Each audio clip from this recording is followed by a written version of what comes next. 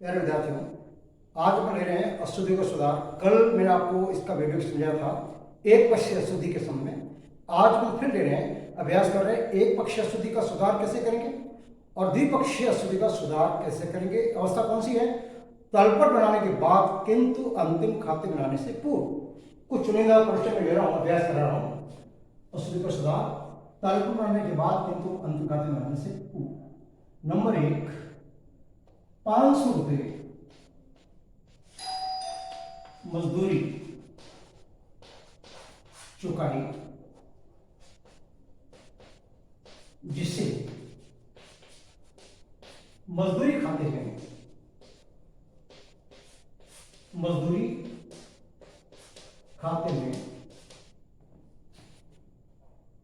50 रुपये से खतौनी की गई।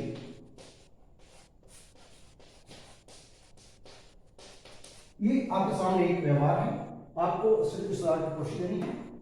500 रुपये मजदूरी आपने चुकाई है, जैसे मजदूरी खाते को 50 से खतौनी की। आप समझिए, वेजेस को डेबिट करना था 500 से और वहां आपने 50 रुपये से डेबिट किया, 450 से कम डेबिट किया। ये एक पक्षीय अशुद्धि है।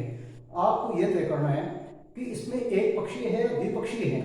अब यहाँ मजदूरी खाते को डेबिट 500 की जगह 50 से कर दिया तो 450 वेजेस को डेबिट कम किया। जानते हैं मजदूरी चुकाने पर खर्चा होता है और खर्चों का नियम है। खर्चे जो भी होते हैं, लाभांश खाते का, नाममात्र का खाते का नियम, खर्चे डीआर होते हैं। तो यहाँ सुधार क्या लिखेंगे? Wages account DR, wages account DR to suspense account, to suspense account. जहां भी एक पक्षीय अशुद्धि होगी और कहीं कहीं द्विपक्षीय अशुद्धि होगी, वहां आपको सस्पेंस अकाउंट का इस्तेमाल करना पड़ेगा। इसको बोलते हैं उच्चते खाता, भूल चूक खाता। जब तक अशुद्धि का कंप्लीट सुधार नहीं होता है तब तक ये सस्पेंस अकाउंट खुला रहता है। तो गलती का है वेजेस में कितने से कम डेबिट चाहिए? 500 से। कितने से क्या है? 50 से। कितना कम किया? 450। यह होगा 450, 450। नंबर 2, मजदूरी के 500 रुपये चुका है जिससे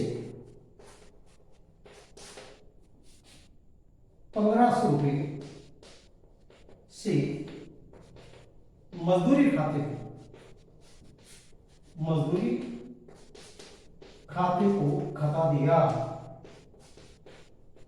अब देखो, चेंजेस कर रहा हूं बार बार। मजदूरी के 500 चुकाए तो वेजेज डीआर होना चाहिए कितना? 500 से।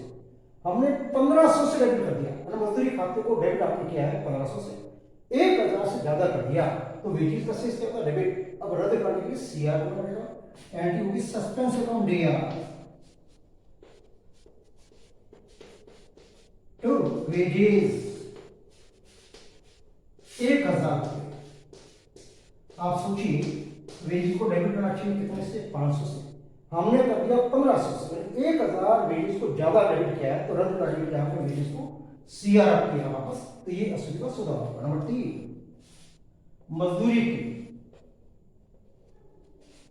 मजदूरी के 500 रुपये चुकाए, 500 रुपये चुकाए जिससे वेतन खाते को खता दिया,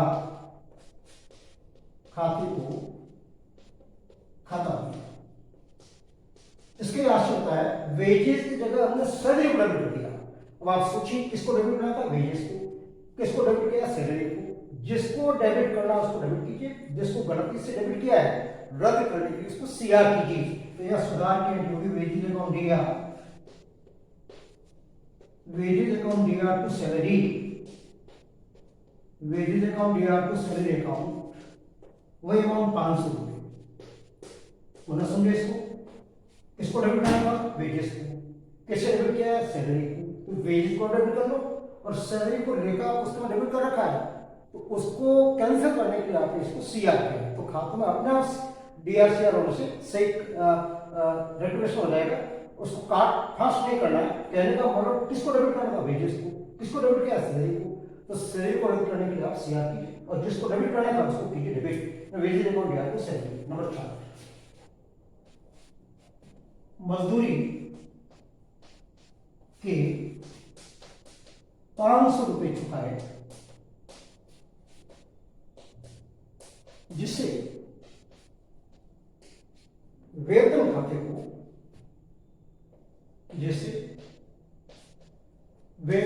को 50 रुपए से डीआर कर दिया। अब यहां देखिए मजदूरी आपको चुकाई है 500 रुपए और खतौनी का आपके सैलरी अकाउंट में अमाउंट क्या पता है। अब इसमें वेजेस को डेबिट करना है, वेजेस अकाउंट दिया अब कर लीजिए, पहले किया नहीं है। और टू सैलरी, अब वेजेस अकाउंट दिया कितना 500 रुपए, टू सैलरी जितने से हमने गलती की है डेबिट किया उतने से कैंसिल करना 50, और टू सस्पेंस अकाउंट 450। देखिए किसको डेबिट करना था, वेजेस, किसको डेबिट किया है, सैलरी को, कितने से 50 से, जितने से गलती से डेबिट किया जिस खाते को उसको रद्द करने के उतने से सीआर करना है, जबकि वास्तव में किसको डेबिट करना था, वेजेस को, कितने से 500, और डिफरेंस जो आएगा वो आएगा 450। तो उस सस्पेंस अकाउंट आप जानते हैं डीआर और सीआर के अमाउंट में सदैव समान होने चाहिए। तो अब यहाँ वेजेस डीआर 500 है, सैलरी को गलती से डेबिट किया था 50 से, सीआर करेंगे, डिफरेंस 450 होगा सस्पेंस। नंबर 5, ब्याज के 1000 रुपए प्राप्त हुए, जिसे प्राप्त कमीशन खाते में खता दिया या खाता में कर दी, खता दिया। अब देखिए ब्याज का आपको प्राप्त करके इंटरेस्ट अकाउंट शेयर होता है, हमने किसको शेयर किया, कमीशन। अब रद्द करने के लिए कमीशन को डेबिट करना पड़ेगा, कमीशन, ये रिसीवेबल कमीशन है, रिसीवेबल कमीशन अकाउंट दिया टू इंटरेस्ट,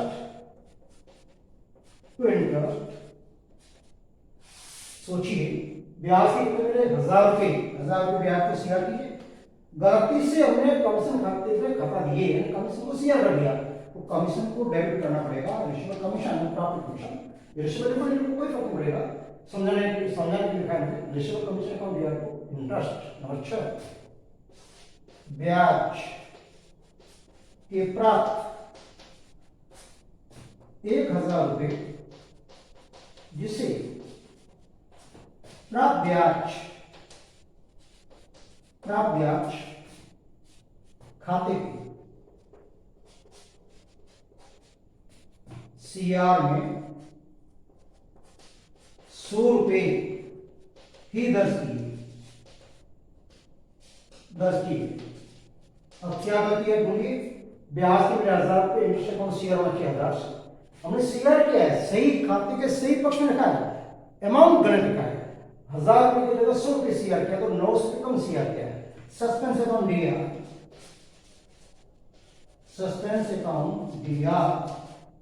टू इंटरेस्ट, आप जानते हैं इंटरेस्ट आपका सीआर होता है, 1000 से सीआर करना था, 100 से किया 900 रुपए से आप सीआर कीजिए ब्याज को एंट्री करेंगे, सस्पेंस अकाउंट दिया टू इंटरेस्ट।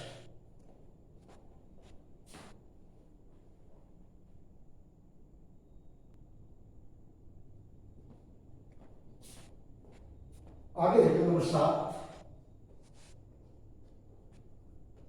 फर्नीचर खरीदना 10,000 रुपए का, जिसे क्रय खाते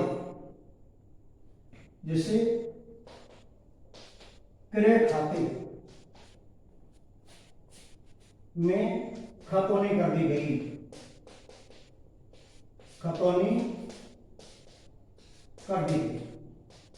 आपको मैंने समझाया था वे अशुद्धियां जो तर्कों की मिलान को प्रभावित नहीं करती है, उसमें पढ़ा था सिद्धांतिक अशुद्धि। जैसे आपने खरीदा फर्नीचर एसेट और हमने खतौनी कर दी 25 में, तो आप बताइए फर्नीचर क्या है, एसेट आपकी, और 25 स्टॉक एसेट है, लेकिन ये आपकी स्थायी संपत्ति है, तो जो स्थायी संपत्ति 25 करते हैं उसका उद्देश्य बेचना नहीं होता है, उसका उद्देश्य बिजनेस के अंदर मैनेजमेंट के अंदर उसका उपयोग करना होता है, और परचेज जो माल होता है उसके खरीदने का उद्देश्य पूरे बेचना होता है।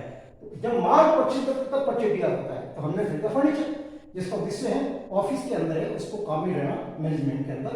तो अब फर्नीचर को डेबिट करना चाहिए, वहां परचेज को डेबिट कर दिया, तो यहाँ सुधार की भी होगी। फर्नीचर अकाउंट दिया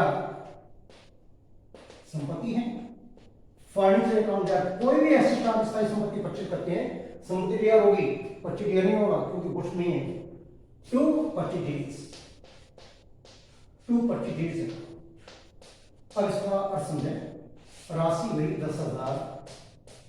10,000 आप सोचिए, आपने क्या खरीदा है? फर्नीचर। मान लो कंप्यूटर खरीदा है, फर्नीचर खरीदा है, मशीन खरीदी है, और हमने 25 को डेबिट कर दिया है।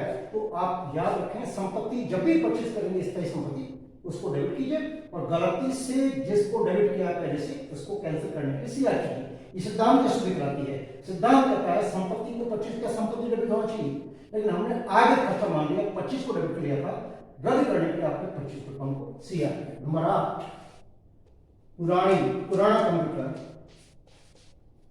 पुराना कंप्यूटर बेचा, जिसे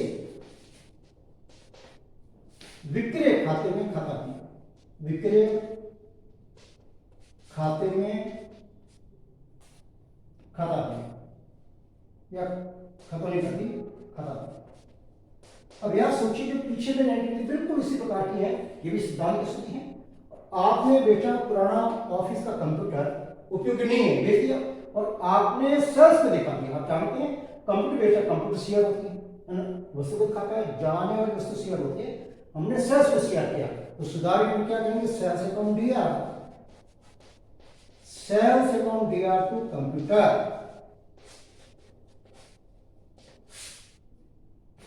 राशि माना कि आपकी 5,000 है, ये 5,000 रुपये माना कि, ये 5,000, ये 5,000। क्या बेचा है? कंप्यूटर। जाने वाली वस्तु शेयर होगी, गलती से सेल्स को शेयर किया, रद्द करने के लिए आपने सेल्स को डेबिट किया। नंबर 9, क्रय खाते की खतौनी, विक्रय खाते में खतौनी, क्रय खाते की खतौनी विक्रय खाते में कर दी, 1,000 रुपये बना। अब आप यहां सोचें, परचेज अकाउंट को डेबिट करना था, वहां सेल्स का खतौनी कर दी। आप जानते हैं परचेज अकाउंट डेबिट होता है, सेल्स अकाउंट सीआर होता है। तो डेबिट करना था 25 को, हमने सीआर कर दिया सेल्स को। तो सुधार के लिए purchase account DR, purchase account DR, sales account DR to suspense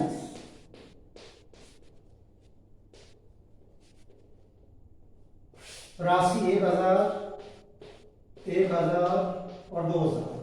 अब इसका अर्थ समझें, 25 को डेबिट करना था, डेबिट कर लीजिए। गलती से हमने सेल्स अकाउंट को सीआर के लिखा हुआ सीआर नहीं है, अब पाना चाहिए तब आपको मैंने समझाया सारे। 25 का डीआर होता है, सेल्स का सीआर होता है, 25 का सीआर होता है, सेल्स का डीआर होता है। तो विक्रय खाते में कहते हैं, विक्रय को आपने सीआर कर दिया, रद्द करने के लिए आपको डेबिट करना पड़ेगा। 25 account DR, sales account DR, तो सस्पेंस 1,000, 2,000। नंबर 10, विक्रय वापसी खाते की खतौनी,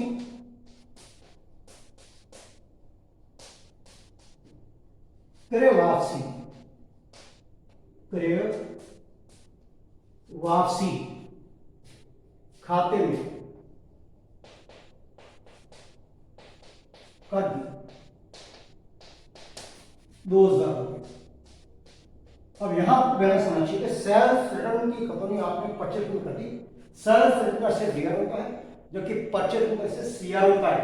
डेबिट करना था सेल्स रिटर्न, हमने सीआर कर दिया 25 रिटर्न। तो सुधार के लिए करेंगे sales return account DR, sales return account DR 2,000, purchase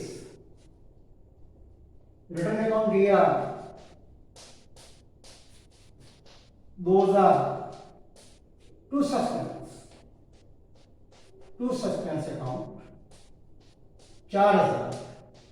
अब कारण आप समझिए, किसको डेबिट करना था? Sales return. गलती से कर राशि खाते में खत्म नहीं करती है, पश्चिम का शेष क्या होता है?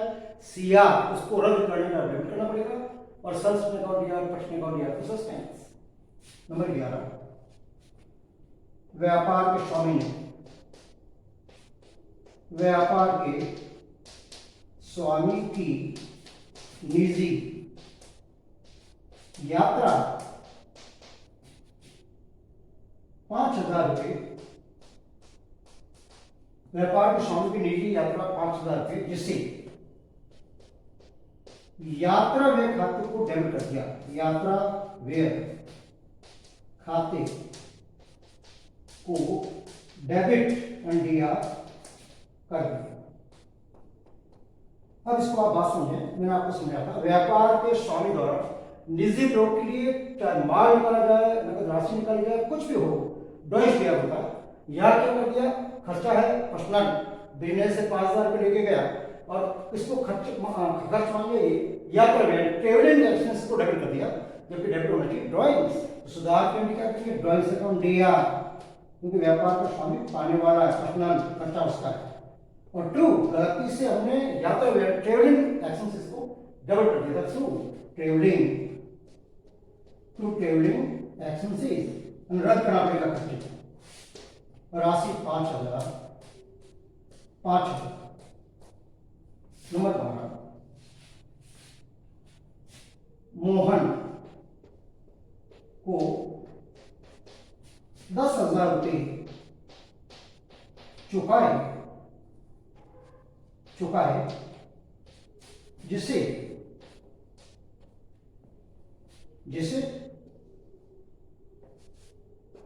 महेश के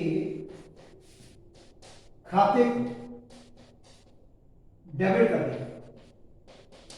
ये लिखा हुआ या खता दिया, एक ही बात है। मोहन को चुका तो मोहन डेबिट करना चाहिए, गलती से हमने महेश के खाते में खत्म नहीं कर दी, डेबिट कर दी, तो महेश को रद्द करने के लिए शेयर करना पड़ेगा और मोहन आने वाला है तो मोहन को डेबिट करना पड़ेगा। सुधार करने की होगी, मोहन दिया टू महेश, मोहन दिया टू महेश अकाउंट, राशि 10,000। अब इसका कारण आप समझें, मोहन को डेबिट किया पाने वाला है, गलती से हमने जो जिस पार्टी को, जिस पक्षकार को डेबिट किया इसको रद्द करने का आपको शेयर करना पड़ेगा। नंबर 13, फर्नीचर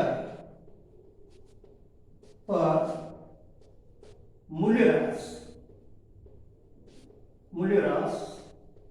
1,000 रुपये, जिससे मूल्यह्रास खाते में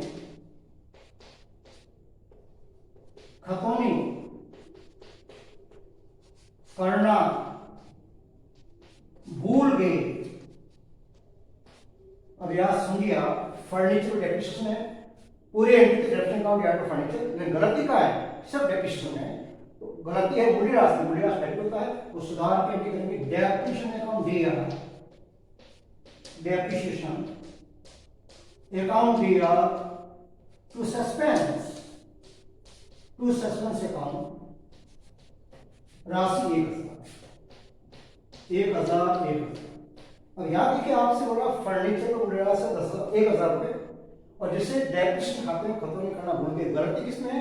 डेप्रिसिएशन है। और आप जानते हैं डेप्रिसिएशन क्या हानि है, यानी कोई स्थायी संपत्ति है उसका उपयोग करते हैं, उसकी जो लागत आती है, उपयोग करने की लागत मूल्यह्रास कराती है और मूल्यह्रास से डेबिट होता है, लेकिन हमने मूल्यह्रास खाते में खत्म नहीं की थी, तो गलती मूल्यह्रास में, तो डेप्रिसिएशन अकाउंट दिया तो सस्पेंस। नेक्स्ट है, अगले वीडियो में लेंगे। धन्यवाद।